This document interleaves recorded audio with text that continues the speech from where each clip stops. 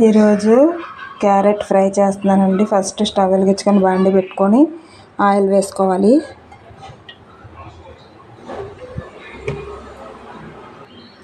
Oil వేడైన తర్వాత కొంచెం ఆవాలు,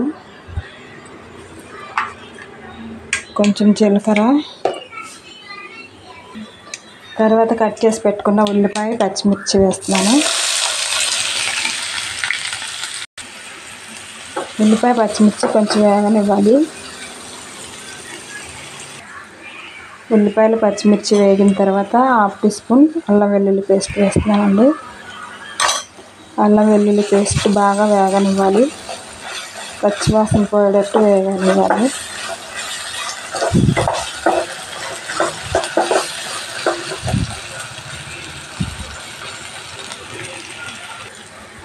అల్లం వెల్లుల్లి పేస్ట్ వేగిన తర్వాత 1/2 టీ స్పూన్ పసుపు వేస్తున్నానండి. పసుపు వేసి బాగా కలుపుకోవాలి. పసుపు అన్నీ వేసిన తర్వాత కట్ చేసి పెట్టుకున్న క్యారెట్ వేస్తున్నానండి. క్యారెట్ వేసిన తర్వాత మొత్తం ఒకసారి కలిపేసుకోవాలి.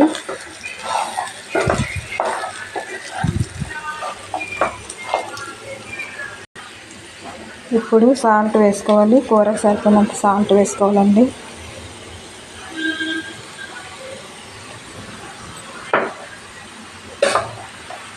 తర్వాత కొంచెం కారం వేసుకోవాలి.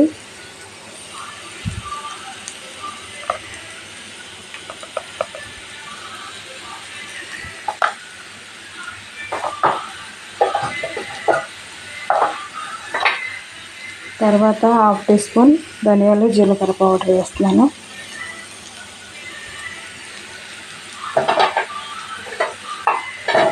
ఇవన్నీ ఒకసారి కలిపేసుకొని కలిపేసుకున్న తర్వాత స్టవ్ లో ఫ్లేమ్లో పెట్టేసుకొని మూత పెట్టుకోవాలండి. క్యారెట్ ఉడికేంత వరకు మధ్య మధ్యలో ఒకసారి మూత తీసి కలుపుకుంటూ ఉండాలండి.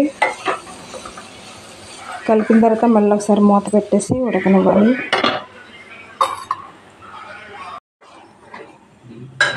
ఇప్పుడు ఒకసారి మూత తీసుకొని క్యారెట్ కలుపుకోవాలండి. కలుపుకున్న తర్వాత ఎండు కొబ్బరి, నువ్వుల పొడి 1 స్పూన్ వేస్తున్నాను.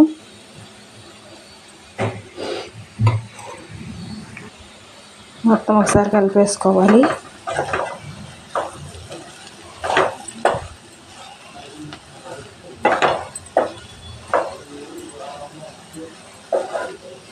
ఇది 1 నిమిషం ఇలా వేగిన తర్వాత ఇప్పుడు కొత్తిమీర వేసుకొని స్టవ్ ఆఫ్ చేసుకోవడమేనండి. క్యారెట్ ఫ్రై రెడీ అయిపోయింది.